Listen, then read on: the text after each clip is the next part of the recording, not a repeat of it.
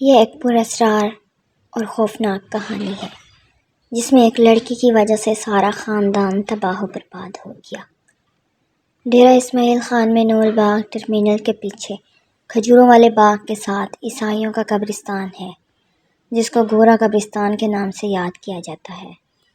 اس قبرستان کے ساتھ ایک گھر ہے جو اب 10 سالوں سے بند پڑا ہے۔ یہ گھر اصغر نامی ایک بندے کا تھا جس کی فیملی میں اس کی ماں، اس کی بیوی، اس کے 2 بیٹے اور ایک بیٹی تھی۔ اس کی بیٹی کو بچپن سے خوفناک ناول پڑھنے کا شوق تھا، لیکن اس کو جنات پر یقین نہیں تھا۔ وہ ہر روز جنات کا اپنی فرینڈ کے سامنے مذاق اڑاتی تھی اور بولتی کہ یہ صرف من گھڑت کہانیاں ہیں۔ فرینڈ کے لاکھ منع کرنے کے باوجود وہ نہ مانتی تھی۔ جنوں کے وجود سے اسے نفرت تھی اور وہ یقین کرنے پر نہ آتی تھی کہ جنات کا بھی اس دنیا میں کوئی وجود ہے۔ ایک دن وہ شام کے بعد گھر آ رہی تھی کہ اس کو گورا قبرستان کے باہر کچھ عجیب طرح کا پتلا دکھائی دیا جسے وہ اٹھا کر گھر لے آئی۔ اس پتلے میں سوئیاں چبھی ہوئی تھیں۔ وہ اس کے وجود سے سوئیاں نکالنے لگی اور اسے حیران نظروں سے دیکھنے لگی۔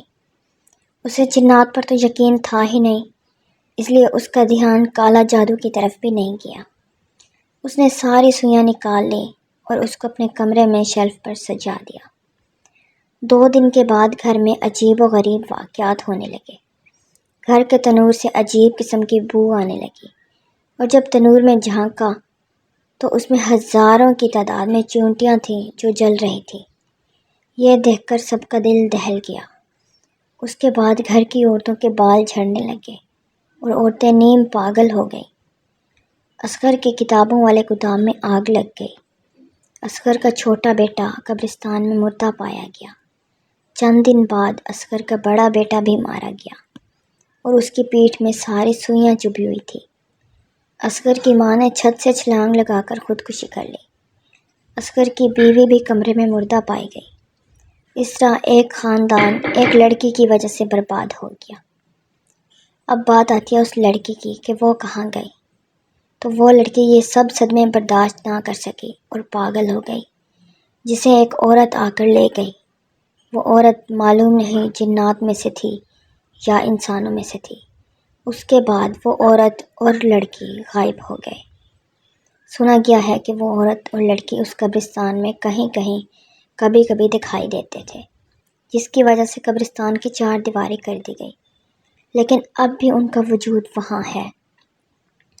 یہ واقعہ سچا ہے اور کچھ دن پہلے میں اپنے چھوٹے بھائی اور ممانی کے ساتھ گورا قبرستان گئی اور وہاں کے گورکن ثاقب مسیح کی بیوی سے ملاقات بھی کی اور ساری سٹوری بھی سنائی کہ کیا یہ واقعی سچ ہے، تو پتہ چلا کہ ہاں واقعی سچ ہے۔ گورا قبرستان میں شام کے بعد جانا منع ہے اور دن کو اکیلے جانا بھی منع ہے، اور وہ گھر بھی سالوں سے بند پڑا ہے، اور نور باغ کے ساتھ والی بستی دوسری بستیوں میں سے کوئی لوگ بھی ادھر نہیں آتے اور کوئی بھی بندہ اس گھر کی طرف نہیں جاتا۔ یہ دوسرا واقعہ میمونہ نے شیئر کیا ہے۔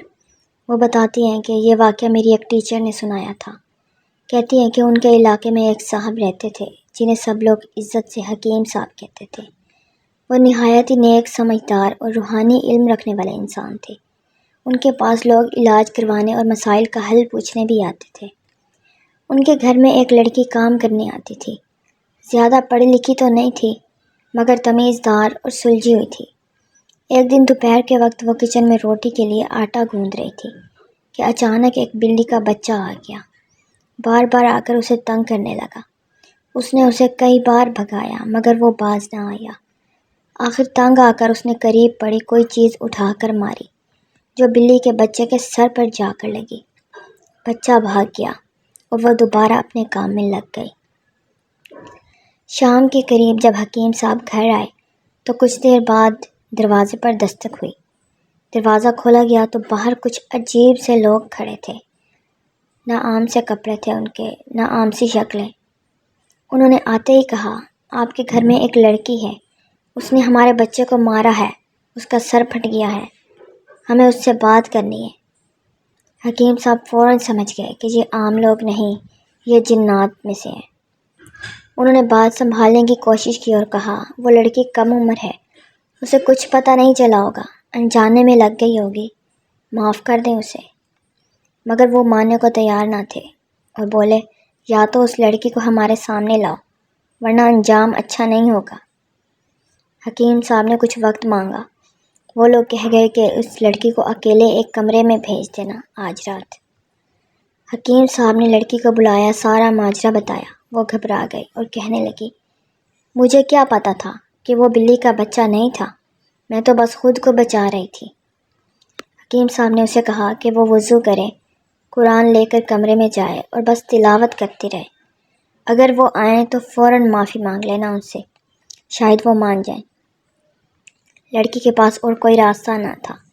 وہ قرآن لے کر اس کمرے میں چلی گئی۔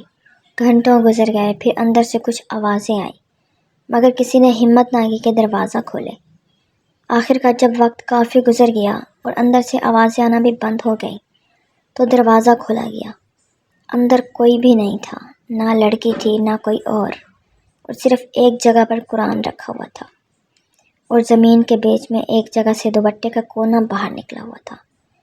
بس وہی دوپٹہ اس لڑکی کی آخری نشانی بن گیا۔